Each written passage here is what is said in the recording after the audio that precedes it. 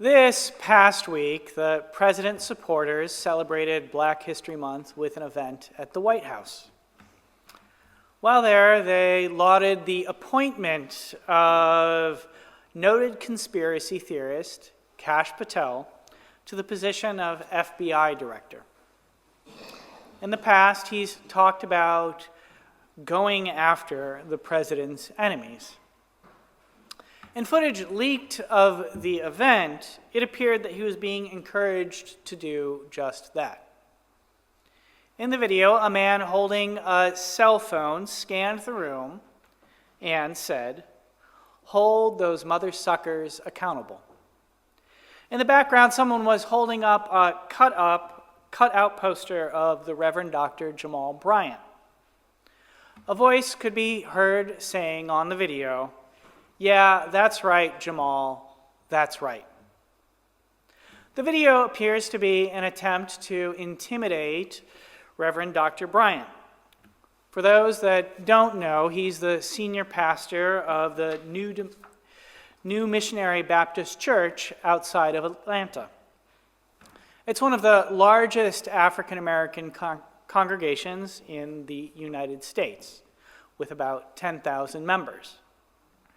In the past, Reverend Dr. Bryant has used his pulpit to forcefully criticize the president. Recently, he called for a 40-day boycott of Target over the company's decision to reduce its diversity, equity, and inclusion programs. He called the reductions a spit in the face of Black people. Such plain speaking has made Reverend Dr. Bryant one of the leading prophetic voices in this country. In response to the apparent intimidation efforts, he has said, "I stand firm in my commitment to speak out against this. Administration or any corporation that seeks to erode generations of progress among marginalized communities. It's our collective responsibility to hold the powerful accountable. At this critical moment, we must collectively resist any radical actions that threaten the very foundations of our democracy. Silence is not an option, and complacency is not a strategy. Silence is not an option, and complacency is not a strategy." Say it with me. Not an option. Please. Can I get an amen? Amen. The intimidation efforts directed towards the Reverend Dr. Bryant need to be understood as an attack on freedom of religion, freedom of speech, and freedom of the pulpit. These are freedoms central to this country. They're enshrined in the Constitution. They're also freedoms that we Unitarian Universalists hold to be sacred. In our newly adopted statement of shared values, our association proclaims we learn from one another in our free and responsible search for truth and meaning. Further, we collectively assert that congregational freedom and the individual's right to conscience are central to our Unitarian Universalist heritages. Freedom of religion, freedom of speech, the freedom of the pulpit. If the president and his conspiracy-addled FBI director are successful in intimidating Reverend Dr. Bryant, they will almost certainly be successful in intimidating religious leaders of lesser stature and intimidating their congregations as well. We need to understand that an effort to intimidate him is an effort to silence the prophetic pulpit. Silence is not an option. Complacency is not a strategy. Say it again. Silence is not an option. Complacency is not a strategy. And now an amen? Amen. Our announced topic is exorcising the spirit of the Confederacy. On our remaining time together, we're going to pursue it in the following sequence.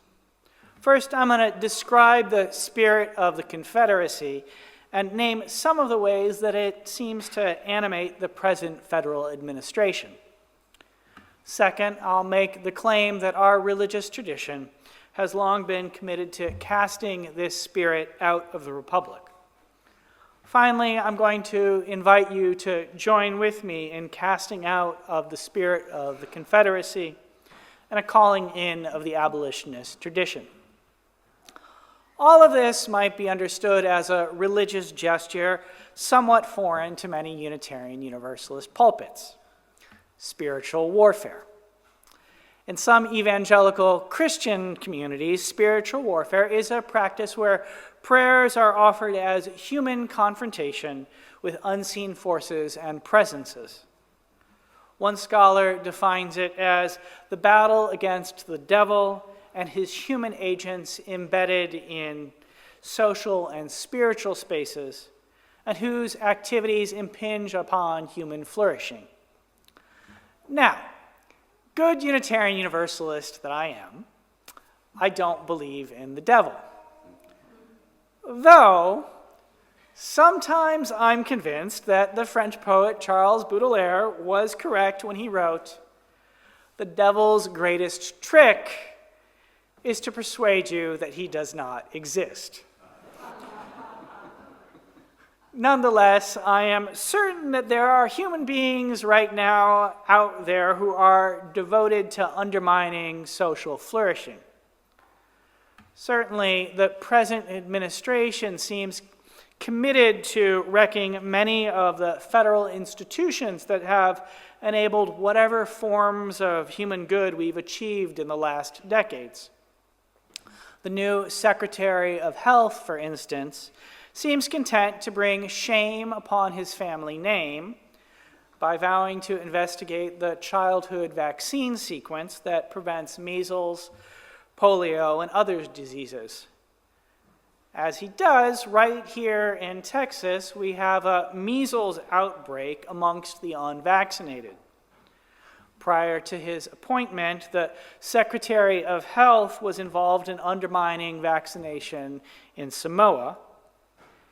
His efforts there are partially responsible for the deaths of some 83 people who died of the disease.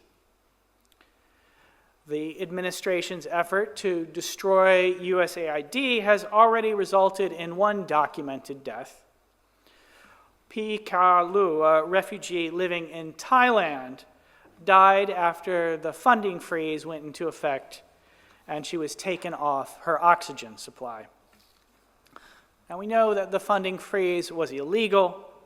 Funding has been ordered by the courts to be restored, though it's unclear whether or not the administration is following the court's order. Writing of our situation, the New York Times columnist M. Geshen observed, "Admonitions to obey the law will not stop the president and will not dissuade his supporters. His bad ideas must be countered with good ones. His attack on the government has to be contrasted with a vision of how the system could work and should work for the people and not for the emperor in the making." Space to cultivate good ideas is one of the reasons why the freedom of the pulpit is so threatening to the current administration. We might even consider it putting a place to put forth good ideas in the opposition of bad as a kind of Unitarian Universalist spiritual warfare. Certainly in the early 19th century, the Jamaican Unitarian minister, abolitionist, and early Pan-Africanist radical Robert Wedderburn believed that the pulpit was just for that. One of the few ministers in our tradition who practiced actual spiritual warfare, he believed that the task of the priest is to sustain and renew the life of the community by calling for the spiritual good and casting away the spiritually malignant. Today, we do something similar when we invoke the religious vision of the Reverend Dr. Bryant and the religious vision of our own tradition. It is one in which, in the language of the Unitarian Universalist Association, every person has the right to flourish with dignity, love, and compassion. Universal human flourishing. It is a very good idea. Can I get an amen? Amen. It is a belief that is at the core of who we are. It lies at the root of the abolitionist tradition, which we need to conjure forth. It's opposed to the spirit of the Confederacy, which must be cast out of the Republic. The spirit of the Confederacy. I suspect that calling for the exorcism of the spirit of the Confederacy is a risky gesture in a Texas pulpit. It might even be a risky one in a Unitarian Universalist congregation in Houston. I know that some of the folks in our community have deep roots in the state. I would not be surprised if the few of our white members had ancestors who fought for the stars and bars. To that, I can only say that we each have to relate to our forebears in our own way, and that we are challenged to decide on whether we will carry forward their culture and values or pursue different ones. I suspect that if you are here this morning or joining us online, you are attracted to a different set of values. The best part of the Unitarian Universalist tradition has been aligned with the spirit of abolition, not the spirit of the Confederacy. The spirit of the Confederacy. It has long been mistaught that the Civil War was about something called states' rights. This is a great untruth. The Civil War was over slavery. If you doubt this, consider the fact that, unlike the United States Constitution, the Confederate Constitution used both the terms slavery and slaves.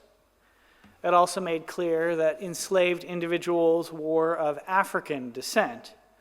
The United States Constitution refers to persons held in service or labor, which at the time included European indentured servants. Even more tellingly, some of the state Confederate constitutions made the explicit point that only white males could be full citizens. Everyone else, women, children, people of color, were to be held subservient. As one of the founders of the Confederacy put it, this union was formed by white men and for the protection and happiness of their race.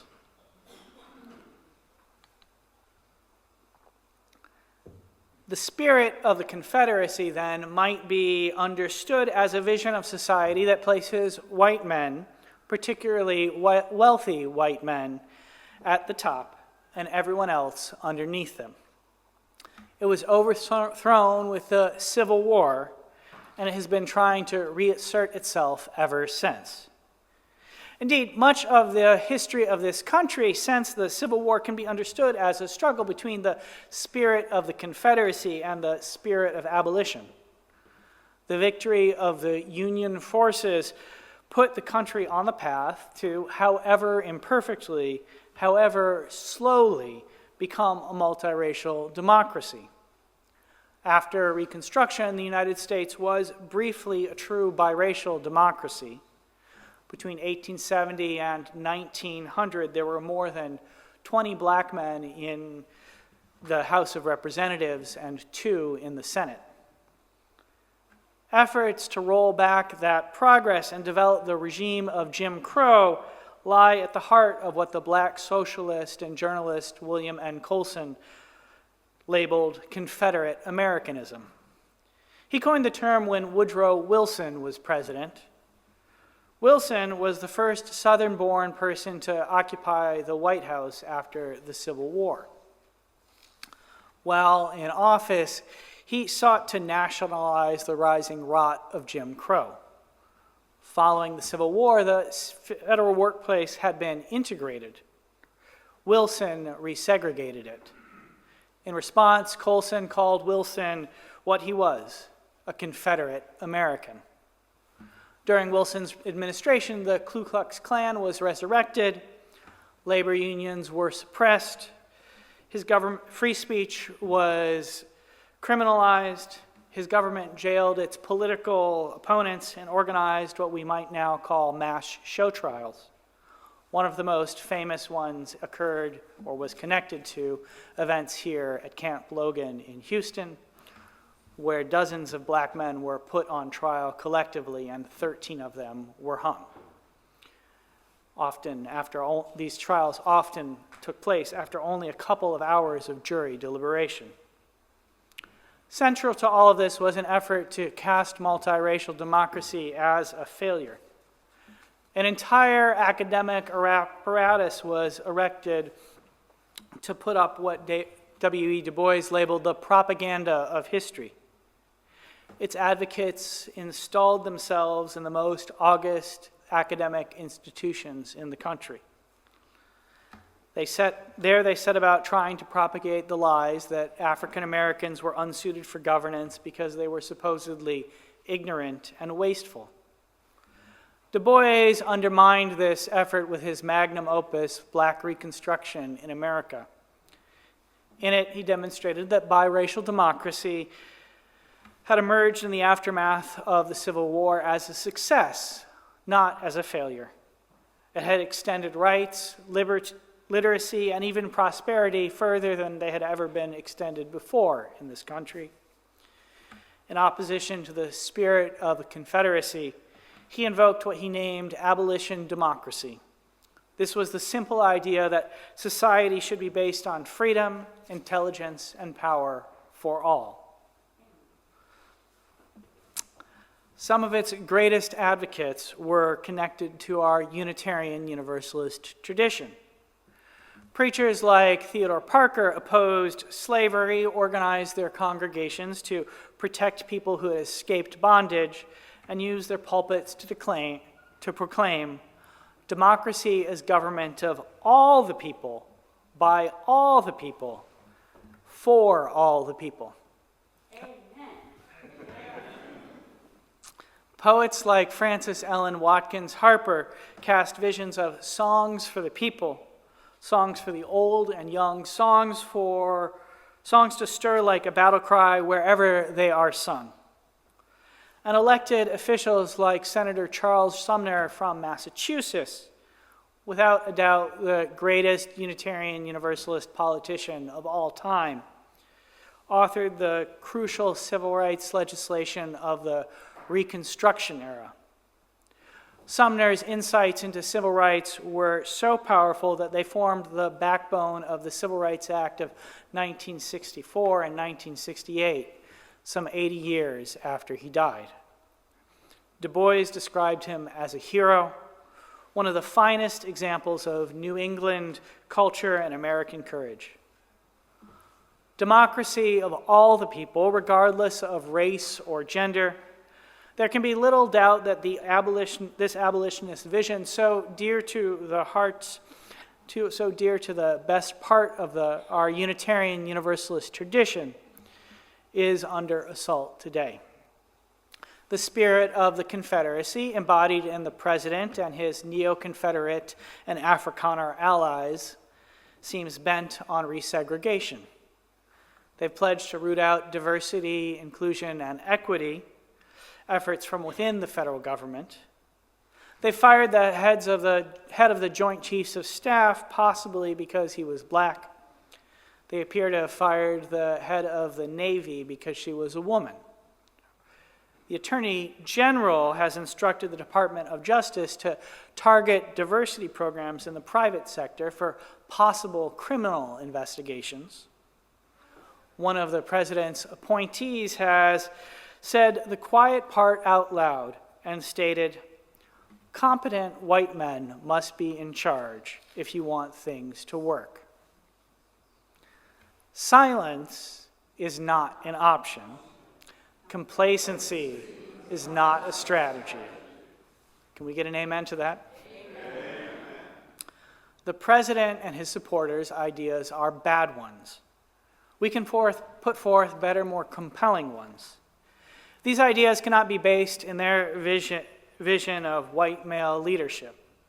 They must come from a vision of society based on freedom, intelligence, and power for all.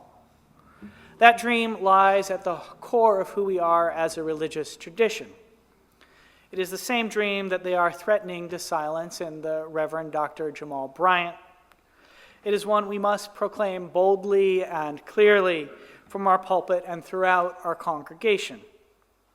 It's a dream I believe is inscribed in the heart of every Unitarian Universalist, of all people of goodwill, and is clearly found in our value of every person has the right to flourish with dignity, love, and compassion. It is this spirit of abolition democracy we need to conjure up, just as it is the spirit of the Confederacy that we need to cast out.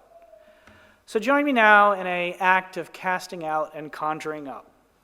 It might be merely rhetorical. I'm not certain I believe in spiritual warfare.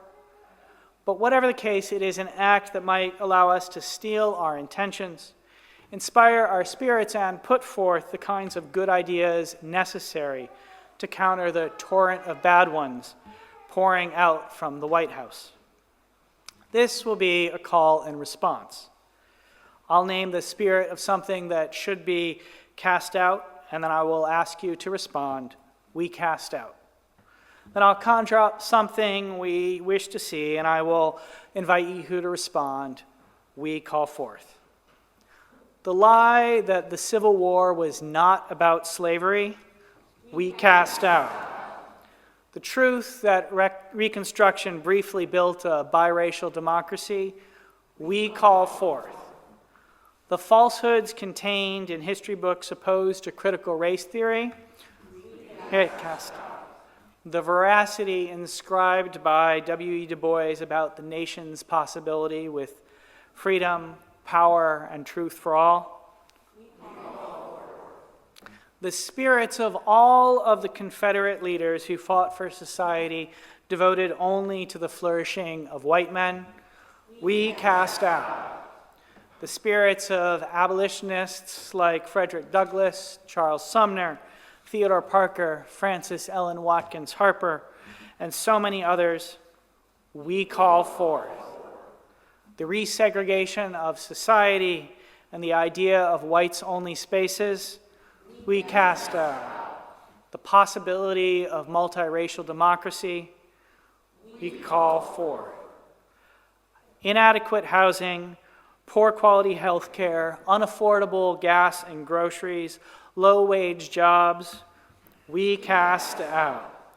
A society where everyone has a safe place to live, access to healthy food, good, honest work, and all of the good things of life, we call forth. A government opposed to the flourishing of all, we cast out. A government committed to the flourishing of every human being, we call forth. We call forth all of these good ideas and proclaim the possibility that sometime, perhaps now, but sometime, perhaps in the distant future, we might live in a society where such goodness can reign.